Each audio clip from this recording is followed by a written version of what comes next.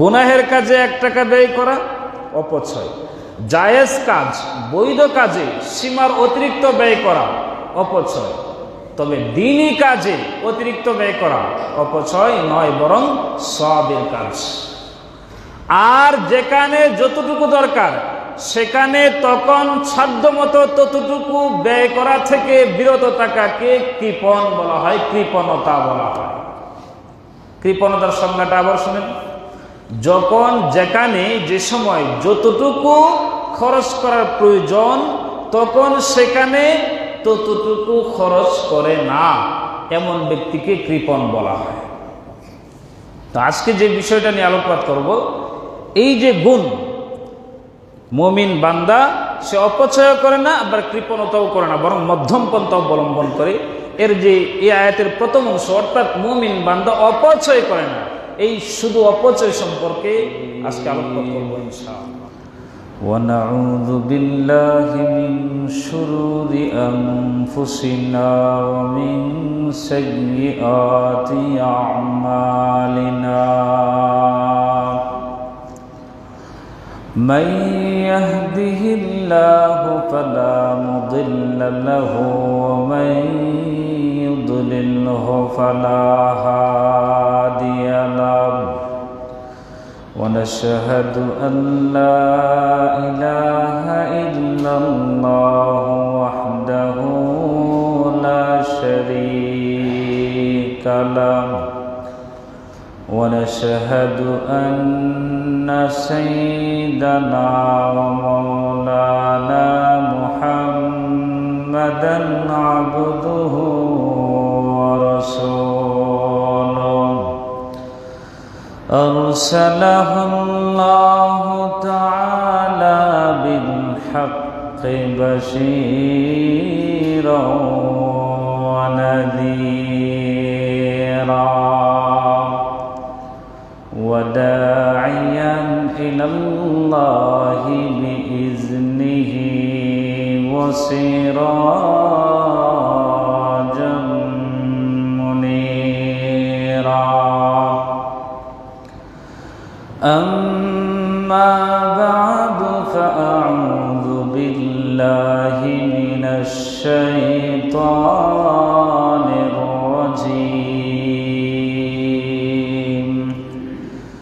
بسم الله الرحمن الرحيم والذين إذا أنفقوا لم يسرفوا ولم يقتروا وكان بين ذلك قواما والذين لا يدعون مع الله إلها آخر ولا يقتلون النفس التي حرم الله إلا بالحق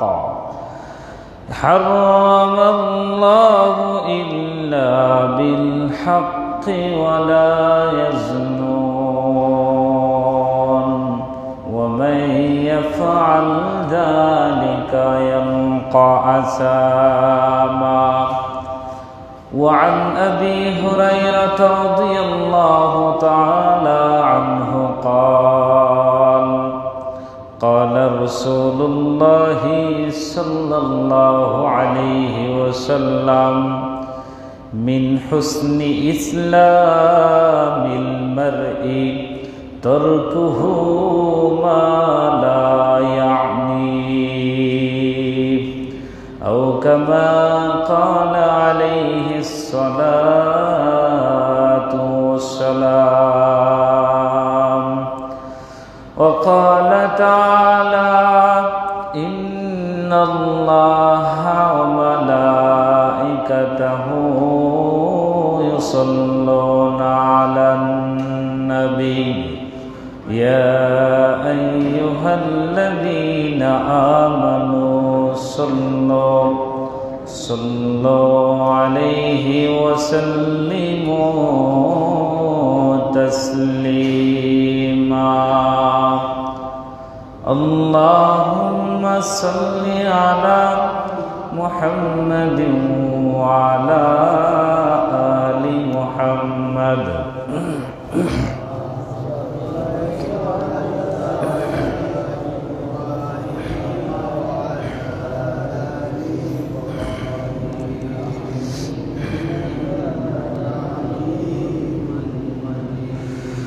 اللهم بارك على محمد وعلى آل محمد كما باركت على إبراهيم وعلى آل إبراهيم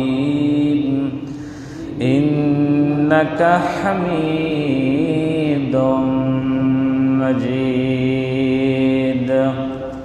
بلغ العلا بكماله كشف الدجى بجماله حسنت جميع خصاله صلوا عليه وآله नहीं दो जहां में मिसाले मुहम्मद जमाले खुदा है कमाले मुहम्मद बलगल औला बिकमालिही कशफ الدجى بجماله حسنت جميع خصاله صلوا عليه وآله لا إله إلا الله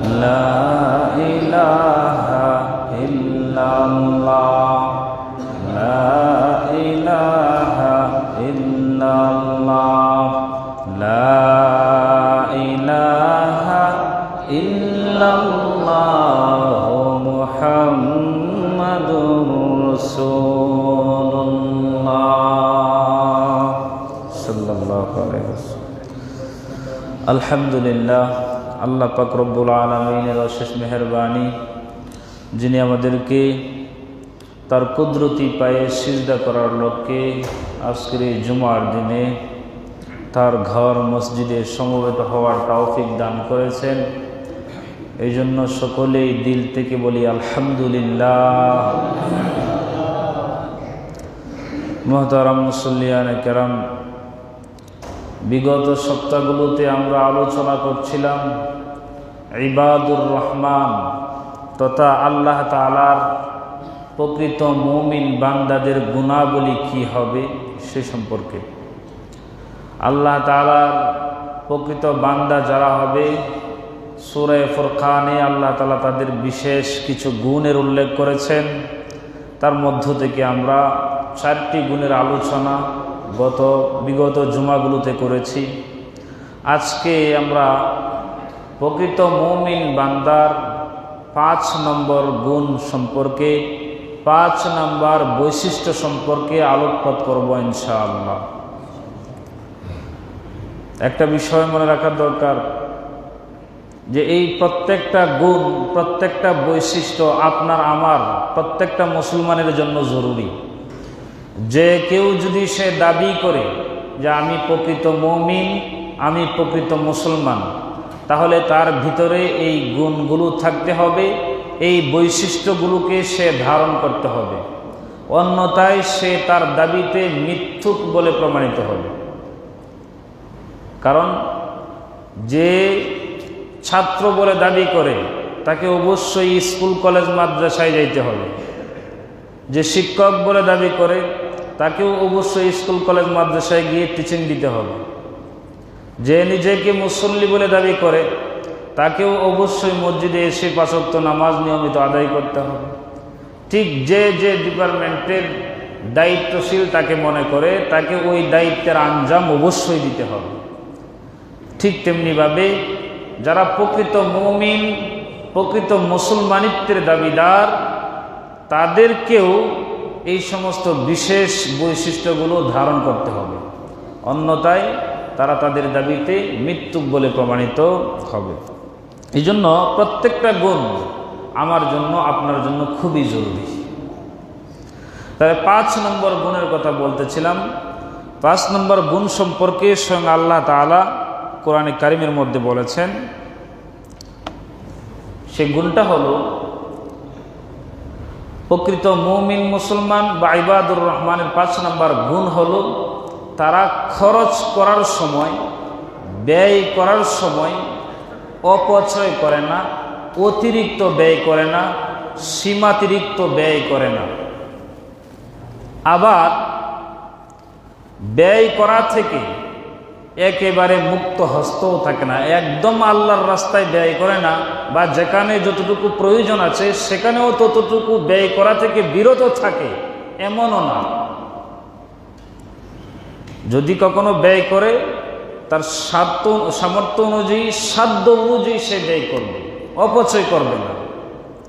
আবার যেখানে ব্যয় করতে হবে, তার দরকার, ব্যয় করা দরকার, ওইখানে ব্যয় করে না এমন নয়, বরং ওইখানে ব্যয়ও করে। অর্থাৎ অপচয়ও করে না, আবার কৃপণতাও করে না, বরং এই দুইটার মধ্য দিয়ে চলে। যেখানে যতটুকু দরকার সাধ্য অনুযায়ী সে সেখানে ততটুকুই খরচ করে। এটা হলো প্রকৃত মুমিন বান্দার 5 নম্বর গুণ। আল্লাহ তাআলা বলেছেন, والذين إذا أنفقوا لم يسرفوا ولم يقتروا وكان بين ذلك قواما والذين إذا أنفقوا, যখন তারা ব্যয় করে, লাম ইউসরিফু, ব্যয় করার ক্ষেত্রে অপচয় করে না। হোক সেটা বৈধ কাজ, আপনার খাবার খাওয়া তো আপনার জন্য হালাল, কিন্তু খাবার খরিদ করার ক্ষেত্রেও আপনি বাড়াবাড়ি করেন। আপনার মোটামুটি 250 গ্রাম চাউল হলে কি হয়ে যায়, আপনার পেট পুড়ে যায়, ভরে যায়, কিন্তু আপনি এর মধ্যে রান্না করাইছেন আধা কেজি। খাবার তো আপনার জন্য হালাল ছিল, কিন্তু সীমাতিরিক্ত করেছেন, আপনি অপচয় করেছেন। তো বৈধ কাজেও সীমা অতিক্রম করা, সেটাকেও অপচয় বলা হয়। আবার অবৈধ কাজে 1 টাকাও যদি কেউ খরচ করে, সেটাকেও অপচয় বলা হয়। তাহলে লাম ইউসরিফু, তারা অপচয় করে না, ওয়ালাম ইয়াকতুরু, এবং কার্পণ্যতাও করে না, কৃপণতাও করে না, বরং তারা কি করে, ওয়াকানা বাইনা যালিকা কওয়ামা, তারা দুইটার মধ্য দিয়ে চলে, অর্থাৎ মধ্যম পন্থাকে অবলম্বন করে।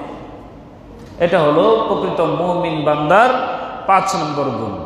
এই কথাটা ভালোভাবে মনে রাখতে হবে। আমরা মনে করি যে বেশি টাকা খরচ করা, অতিরিক্ত খরচ করা, এটাই মনে হয় শুধু অপচয়। না না না, গুনাহের কাজে যদি কেউ 1 পয়সাও খরচ করে, এটাও শরীয়তের পরিভাষায় অপচয়ের মধ্যে শামিল হবে।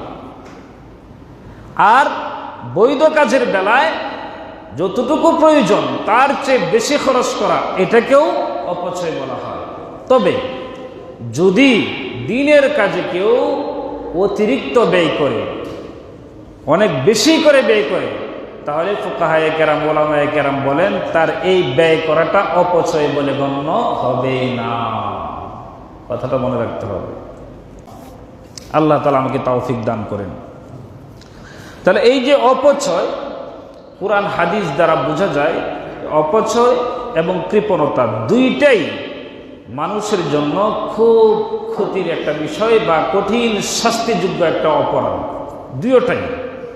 এই জন্য প্রকৃত মুমিনের দাবিদার হলে আপনি কৃপণতাও করতে পারবেন না, আবার অতিরিক্ত খরচও করতে পারবেন না।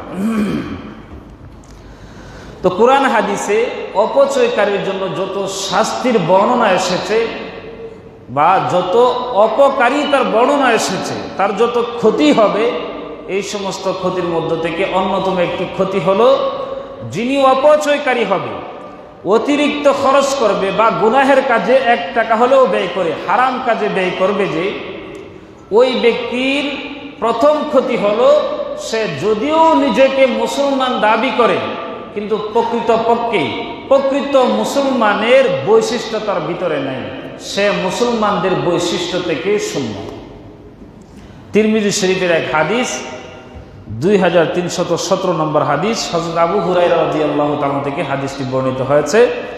রাসূল বলেন, কানা রাসূলুল্লাহি সাল্লাল্লাহু আলাইহি ওয়াসাল্লাম মিন হুসনি ইসলামিল মারই তারকুহু মা লাম ইয়ানি। নবীজি বলেন, ইসলামের প্রকৃত সৌন্দর্য হলো মানুষের জন্য এটা যে সে অহেতুক কাজ এবং অনর্থক কাজ থেকে বিরত থাকবে। তো অপচয় এটাও যেহেতু অনর্থক কাজ, অহেতুক কাজ, সুতরাং এটা থেকেও সে বিরত থাকবে। এই হাদিস দ্বারা বোঝা যায় প্রকৃত মুমিন সে কখনো অপচয় করতে পারে না। আর যদি কেউ অপচয় করে তারপরে সে নিজেকে মুসলমান বলে দাবি করে, তাহলে তার দাবিতে সে মিথ্যাবাদী। প্রকৃত মুমিনের গুণ তার ভিতরে প্রবেশ করে নাই, প্রকৃত মুসলমানের, প্রকৃত ইসলামের সৌন্দর্য তার ভিতরে প্রবেশ করে নাই। সে হলো নামে মুসলমান, গরু খাওয়া মুসলমান। এই জন্য অবশ্যই আমাদেরকে ইসরাফ তথা অপচয় থেকে বাঁচতে হবে। তো অপচয়ের প্রথম শাস্তির কথা বললাম, সে নামে মুসলমান হইলেও প্রকৃতপক্ষে কামে মুসলমান হবে না।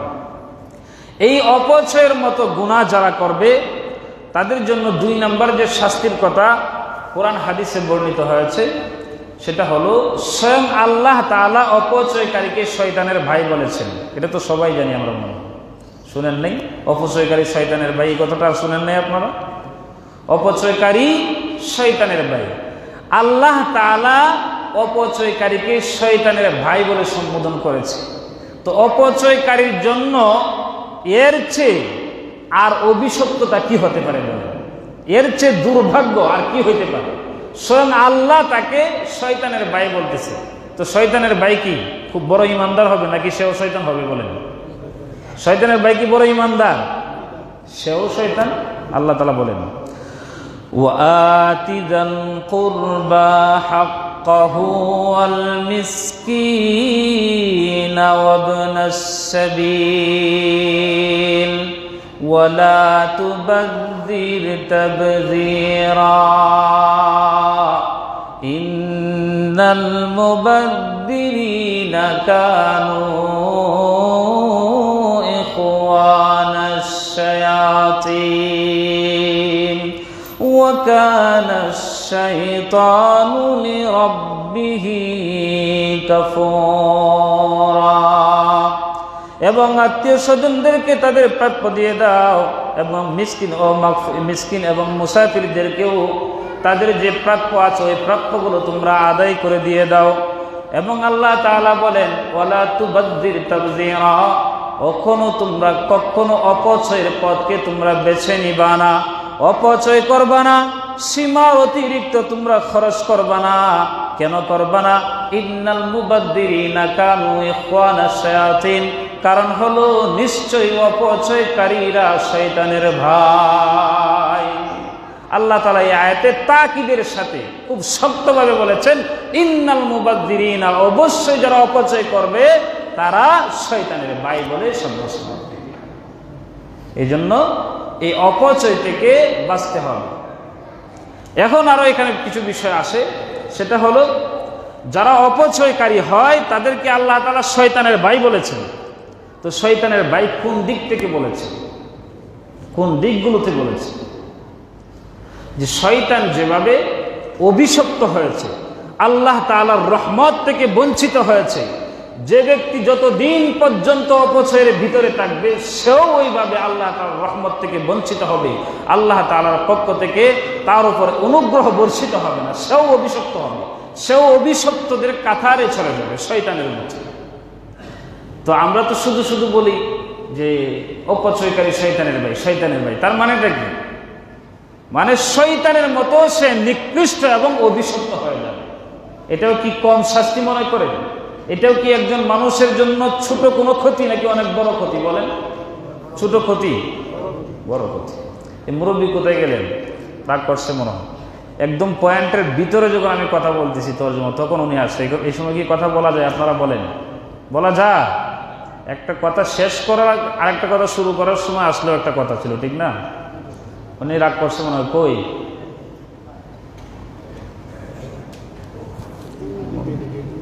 মুরব্বী আসেন, কি বলতেছিলেন উনি ভাই সাহেব? হ্যাঁ, আচ্ছা, আসেন আসেন।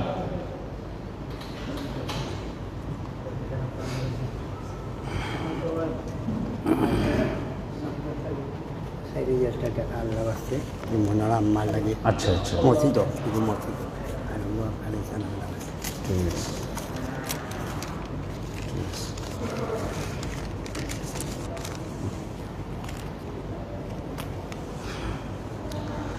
তাহলে অপচয়কারীর 2 নম্বর যে ক্ষতি হবে সেটা হলো সে শয়তানের ভাই বলে গণ্য হবে। অপচয়কারী 3 নম্বর যে শাস্তির কথা কোরআন হাদিসে আসছে সেটা হলো অপচয়কারী আল্লাহ তাআলার ভালোবাসা এবং মহব্বত থেকে সে বঞ্চিত হবে। নাউজুবিল্লাহ বলেন। সে আল্লাহ তাআলার কাছে কখনো প্রিয় পাত্র হইতে পারবে না। আল্লাহ তাআলা নিজেই বলেছেন, ইয়া বানি আদম খুযু জিনাতাকুম ইনদা কুল্লি মাসজিদিন ওয়া কুলু ওয়াশরাবু ওয়া লা তুসরিফু ইন্নাহু লা ইউহিব্বুল মুসরিফিন। আল্লাহ তাআলা বলেন, হে আদম সন্তান, তোমরা যখন তোমাদের নামাজের সময় হয় তখন তোমরা পোশাক পরিচ্ছদকে গ্রহণ করো। ওয়াকুলু ওয়াশরাবু, এবং তোমরা খাও, পান করো, আহার করো। ওয়ালা তুসরিফু, তবে কখনো অপচয় করবা না। কেন? ইন্নাহু লা ইউহিব্বুল মুসরিফিন, নিশ্চয়ই আল্লাহ তাআলা অপচয়কারীকে পছন্দ করেন না, ভালোবাসেন। ওই আয়াতে আল্লাহ তাআলা অপচয়কারীর যে শাস্তিও বলা যায়, অপচয়কারীর একটা ক্ষতির দিক তিনি উল্লেখ করেছেন, সেটা হলো সে সব সময় আল্লাহ তাআলার ভালোবাসা থেকে, মহব্বত থেকে বঞ্চিত হয় অপচয়কারী যারা হয়। এই অপচয়কারীদের 4 নম্বর শাস্তি হলো ওই কৃষ্ণচন্দ্র মজুমদার যে কবি আছে, ওনার একটা কবিতার চরণ আপনারা যাদের মনে আছে, কবিতাটা হলো, যেজন দিবসে মনের হরসে জ্বালায় মোমের বাতি, আশুগৃহে তার আসিবে না আর নিশীতে প্রদীপ ভাতি। এটা যারা মোটামুটি স্কুলে পড়ছেন তারাও জানেন হয়তো, যে যারা এই সূর্যের আলোতে মোম জ্বালাইয়া আনন্দ উল্লাস করে, এদের জীবনে কখনো কখনো এমন অমাবস্যার রাত আসবে যেদিন সে তার জীবনে আর আলো খুঁজে পাবে না, এমন একটা অবস্থা। তো এইটাও আমাদের জন্য এখন বোঝা খুব সহজ হয়ে গেছে। যাদের টাকা পয়সা থাকা অবস্থায় বুক বিলাসে খুব মত্ত ছিল, এমন সময় তাদের জীবনে আসছে যে একটা টাকাও তাদের কোনো কাজে আসতেছে না বর্তমানে। এমন অনেক নজির আর ইতিহাস এই বাংলাদেশের এই বর্তমান পরিস্থিতি থেকেও আপনারা নিতে পারবেন যদি হিসাব করেন। কিছু নেতা নেত্রীদেরকে আপনাদের চোখের সামনে নিয়ে আসেন না, কিছু নেতা নেত্রীদেরকে যারা খুব বুক বিলাস করে বাংলাদেশে চলেছিল, তাদের আজকে কি দশা হয়েছে। তো ওই যে দিনের আলোতে মোমের বাতি জ্বালাইয়া যারা আনন্দ উল্লাস করে, তাদের জীবনে কখনো কখনো এমন রাত আসে যে রাতে তারা আলোর মানে সামান্য থেকে সামান্যও তারা খুঁজে পাবে না। আলো তাদেরকে কখনো সেই সময় অন্ধকারের সঙ্গ দিবে না, আলোর সঙ্গ তারা পাবে না, অন্ধকারে তারা নিমজ্জিত হবে। এটা যদিও একজন হিন্দু কবির কবিতা, কিন্তু কোরআন হাদিসের বাবদারার সাথে খুব মিল আছে এই কবিতা। এটা হলো 5 নম্বর শাস্তি। 6 নম্বর যে শাস্তি হবে সেটা হলো ইহকাল এবং পরকাল দুইটাই ধ্বংস হবে। ইহকাল এবং পরকাল দুইটাই ধ্বংস হবে। এই ইহকাল এবং পরকাল অপচয়কারীর ইহকাল পরকাল দুইটাই ধ্বংস হবে কিভাবে, সেটা বোঝার জন্য আবার একটা বিষয় বুঝতে হবে। বিষয়টা হলো আমরা কতভাবে অপচয় করি সেই কথাটা আগে বুঝতে হবে আমাদের। অপচয়ের কতগুলা ধাপ আমরা আমাদের জীবনে বাস্তবায়ন করতেছি বর্তমানে, এর কিছু একটা ইশারা আমাদের সামনে থাকতে হবে, এর একটা ইঙ্গিত আমাদের সামনে থাকলে তখন আমরা বুঝবো অপচয়কারীকে আল্লাহ তাআলা দুনিয়া এবং পরকাল উভয় জাহানে কিভাবে ধ্বংস করে। 6 নম্বর শাস্তি হলো অপচয়কারীকে আল্লাহ তাআলা দুনিয়াতেও ধ্বংস করবেন, পরকালেও ধ্বংস করবেন। পরকালের কথা পরবর্তীতে রাখা দিলাম, যেহেতু পরবর্তী বিষয় রাখা দিলাম। কিন্তু দুনিয়াতে কিভাবে আল্লাহ তাআলা তাদের দুনিয়ার জীবনকে ধ্বংস করবে এর একটা উপমা বোঝার জন্য আগে বুঝি আমরা কতভাবে অপচয় করে থাকি। অপচয় প্রথম নম্বরে আমরা করে থাকি খাবার দাবারের ক্ষেত্রে। খাবারের ক্ষেত্রে খাবার যার যতটুকু প্রয়োজন তার চেয়ে বেশি খরিদ করি, বেশি খাওয়ার চেষ্টা করি, এটা একটা অপচয়। পানাহারের ক্ষেত্রে, পানের ক্ষেত্রেও আমরা অপচয় করে থাকি। পানির ক্ষেত্রে অপচয় করে থাকি। পানি পান করার ক্ষেত্রে তো করি, পানি দ্বারা গোসল ওযু থেকে নিয়ে যে সমস্ত কাজ আমরা পানি দিয়ে করি প্রত্যেকটা কাজের মধ্যেই আমরা বাড়াবাড়ি করে থাকি, আর এই বাড়াবাড়িটাই হলো অপচয়। অনেককেই দেখা যায় মসজিদের পানি, যেগুলো অপ্রকৃত পানি, একদম আল্লাহ তাআলার মালিকানার ভিতরের পানি, এই পানিগুলা দিয়েও ওযু করার সময় খুব খুশবল গল্প করতেছে, এক অঙ্গ ধুইতেছে তো টেপের পানি ঠিকই চলতেছে, আর গল্প করতে করতে আর এক অঙ্গ আস্তে আস্তে ধুইতেছে, এইভাবে তার অঙ্গ প্রত্যঙ্গগুলো ধুইতেছে, ওইদিকে টেপের পানি ঠিকই করতেছে। এটাও তো একটা অপচয়। এই মানুষগুলা সবাই না, এই কিছু মানুষেরা আছে এমন যারা সব সময় মানুষের সমালোচনা, মানুষের নামে গীবত মিথ্যাচার করতে করতে এরা যখন কোনো সময় মসজিদেও আসে, ওযু করার সময়ও গিয়া ওই সময় মিথ্যাচারকে ছাড়ে না, গীবত আর সমালোচনাকে ছাড়ে না। আমার নিজের চোখের সামনে মাগরিব না আসরের নামাজের ওযু করতে যাইতেছে, একটা আরেকটা কইতেছে ভাত, কত বাদ, মানে আমি বাদ শব্দটা শুনছি।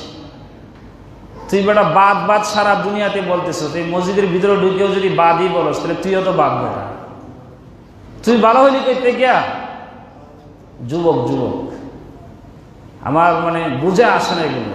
2-4টা যুবক এমন দেখা যায় যাদের জীবনগুলো এমন, আমার মনে হয় এদের উপরে কারো কোনো বদদোয়া লাগছে, কোনো হুজুর কোনো আলেম আমাদের বদদোয়া লাগছে, নাহলে এদের জীবন এমন হওয়ার কথা না, বিপন্ন হয়ে গেছে। এদের না কোনো ভালো চাকরি বাকরি আছে, বেকার মানুষেরা, ভালো কোনো চাকরি বাকরিও নেই, বেকার বলে। তো এই ওযু করার সময়, গোসল করার সময় আমরা অপচয়ের মতো যে গুনাহ হয় এই গুনাহটাকে আমরা ছাড়ি না। কেন এমন হবে বলেন? এটা তো আল্লাহ তাআলার ঘরের পানি, এটার অপচয় কেন করবো আমি? তো গোসল বাড়িতেই করি আমি গোসল। আরে রাসূল তো বলেন সমুদ্রের পানিতেও অপচয় করা যায়, কিন্তু সমুদ্রের পানিতেও অপচয় করবা না। তাহলে খাবারের ক্ষেত্রে আমরা অনেক সময় অপচয় করি, যতটুকু খাবার দরকার তার অতিরিক্ত খরিদ করার চেষ্টা করি, এটাও খাবারের ক্ষেত্রে অপচয়। পানি যতটুকু হলে কাজ হয়ে যায় এর চেয়ে বেশি খরচ করা, এটাও অপচয়। 3 নম্বরে যানবাহনের অপচয় করি আমরা। আপনার আমার চলাচলের জন্য মোটামুটি একটা সাইকেল হইলে হয়ে যায়, কিন্তু আমার পালসার লাগে, অ্যাপাচি লাগে, বড় গাড়ি লাগে, 3-4 লাখ টাকার গাড়ি লাগে। 2 চাকা হইলে হয়ে যায়, কয় না আমার 4 চাকা লাগে। এরপরে আমরা যে অপচয় করি সেটা হলো ভ্রমণের ক্ষেত্রে। শুধু শুধু কোনো দরকার নাই, এমনিতেই এদিক সেদিক ঘোরাফেরা করি আর খরচ করি, এভাবে আমরা অনেক টাকা পয়সা অপচয় করে থাকি। আর বিদ্যুৎ, গ্যাস এগুলো তো আছেই আমাদের নিত্যদিনের সঙ্গী। মহিলারা গ্যাস ছাইরা দিয়ে বসে থাকে, সারাদিন চলতেছে, এটাকে বন্ধ করব আবার জ্বালাবো, এতটুকু কষ্ট কেটে সম্ভব? চলতে থাকুক। প্রয়োজনে ওনারা গ্যাসের আগুন দিয়া কাপড়ও শুকায়, ভিজা কাপড়ও শুকাইতে দেখা যায়। এগুলো রাষ্ট্রীয় সম্পদ। আপনি ভাবতেছেন যে সরকার কা মাল দরিয়া মে ডাল, সরকারি মাল দরিয়ার মধ্যে ডাইলে দাও, কোনো অসুবিধা নাই। না না না, এর জবাবদিহি তো অবশ্যই আল্লাহ তাআলার কাছে আপনাকে করতে হবে। যে বিদ্যুৎ, গ্যাস ইত্যাদি সব কিছুর সঠিক ব্যবহার আপনাকে আমাকে করতে হবে। তো মোটামুটি যে বিষয়গুলো যতটুকু হলে প্রয়োজন এর চেয়ে বেশি ব্যবহার করাটাকেই অপচয় বলা হয়, অপব্যয় বলা হয়। এই অপব্যয় অপচয় থেকে আমাদেরকে থাকতে হবে। বলেছিলাম যে অপব্যয় অপচয় করলে মানুষ দুনিয়াতেও ধ্বংস হয়। এটা কিভাবে হয়? কিভাবে হয়? এর মধ্যে দেখেন, এই যে বর্তমানে বাংলাদেশের যে পরিস্থিতি, বন্যা পরিস্থিতি, এই পরিস্থিতিতে আমরা অনেকেরই ধারণা যে ভারত তারা উদ্দেশ্য প্রণোদিতভাবে আমাদেরকে ক্ষতি করার জন্য বন্যার পানি ছেড়েছে। আমরা এটা তো অনেকেই বলতেছি, ঠিক কিনা ভাই? বলতেছি। তো এই বন্যার যে পরিস্থিতি, এটা হলো আমাদের জীবনে কাল হয়ে আসছে, আমাদের জীবনগুলো ধ্বংস করে দেওয়ার জন্য আসছে। অনেকের জীবন বিপন্ন হয়ে গেছে, ধ্বংস হয়ে গেছে, অনেকের লাশ পানিতে ভাসতেছে। এর মানে হলো দুনিয়ার জীবন এদের ধ্বংস হয়ে যাচ্ছে। তো যেহেতু অপচয় করলে পরে দুনিয়ার জীবন ধ্বংস হয়ে যাবে, এর মানে হলো অপচয় না করলে দুনিয়ার জীবনের নিশ্চয়তা আল্লাহ তাআলা প্রদান করবেন। কথা বলেন না? তার মানে হলো অপচয় না করলে দুনিয়ার জীবনের নিশ্চয়তা কে দান করবেন? আল্লাহ তাআলা দান করবেন। এর মানে হলো আমরা যদি দুনিয়ার কোনো বিপদ আপদ মুসিবত বা জীবন বিপন্ন হওয়ার মতো বিপদের সম্মুখীন হই, তাহলে বুঝতে হবে যে সমস্ত আমলের খাতিরে দুনিয়ার জীবন বিপন্ন হয়, ওই সমস্ত কোনো আমল আমার দ্বারা হচ্ছে, ওই সমস্ত কোনো আমল আমার দ্বারা হচ্ছে। আমি মনে করি বাংলাদেশ নয়, শুধু বিশ্বের যে কোনো দেশের এই শুধুমাত্র অপচয় নামক পাপটাকে যদি কেউ তরক করতে পারে, রোধ করতে পারে,